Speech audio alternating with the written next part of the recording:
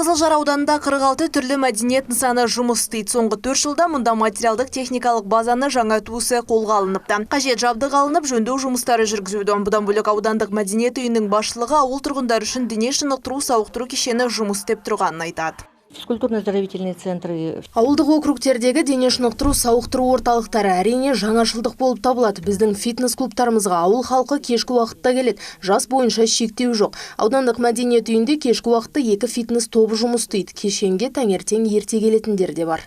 Жақында аудандық кітапханада жаңартудан өтті. Бүгінде мәдениет нысанның 1000-нан астам Бескөл тұрғынын қабылдайды. Облыс әкімі Ғауез Нұрмұхамбетов нысанның жұмысымен танысып, кітапханашылармен әңгімелесіп қайтты. Қызметкерлер ғимараттағы жөндеуден бөлек әдебиет қорының толыққанын да атап өтті. Яркие столики. Жаңа үстелдер, жиһаздар қойылды, кітаптар қоры жаңартылды. Үстел ойындармен жайлы оқу орындары пайда болды. Қазір бізде кітап және оқу орталығы бар. Мұнда жаңа сөрелер, жаңа әдебиеттер 3 миллион теңгеге 1000-нан астам дана сатып алынды. Сондай-ақ мемлекеттік тілдегі қор толықтырылды. Кітапханада біз жаңа компьютерлер, проектор мен жаңа теледидар қойдық. Бескөл ауылындағы Ғауез Тұрсанұлы 50 пәтерлі үйдің құрылысында бақылап қайтты. Мердігер Темірма жауапкершілігі шектеулі серіктестігі мұндағы жұмысты 2021 жылы бастап нысанды келесі жылға дейін тапсыруды жоспарлап отыр. Пәтер кезегінде 916 адам тұр, оның 86-сы көп балалы отбасылар болса, 287-сі жетім балалар. Бұдан соң өңір басшысы Соколов топтық су құбырына бет бұрды. Нысан қайта жаңартудан өтуді. Бас мердігер Астана Инжкомстрой жауапкершілігі шектеулі серіктестігі. Ауқымды жобаның жалпы құны 4,8 миллиард теңгені құрайды. Тіршілік көзімен шамамен 6,5 мың адам қамтылады. Жақын маңдағы 10 елді мекенде таза ауыз сумен қамту 94%-ды құрамақ.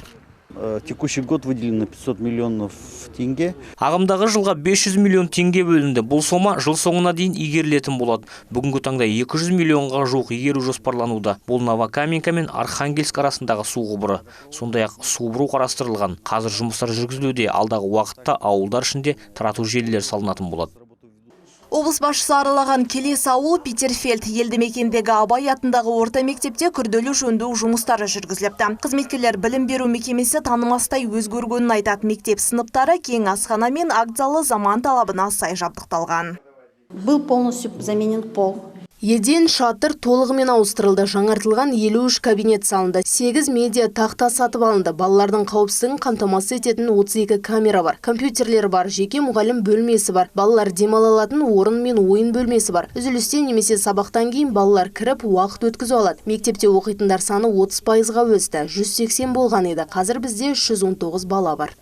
Питерфельд агро жауапкершілігі шектеулі серіктестігі ауылдағы ағайынға белсенді қолдау көрсетіп отыр. Компания 2011 жылдан бастап өсімдік және мал шаруашылығымен айналысады. Серіктестігі ірі қараның жалпы саны 3400-ді құрайды.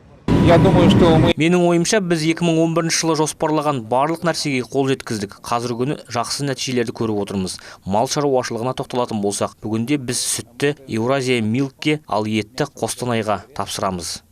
Бұдан бөлек серіктестік өз қызметкерлеріне 400 миллион теңгеге 18 жаңа үй салған. Әр учаскеде гараж, орталық жылыту және сумен жабдықтау бар. Компания директорының қажырлы еңбегін өңір басшысы да бағалады. Дана Асылханқызы, Азамат Елубаев, Первый Северный телеарнасы.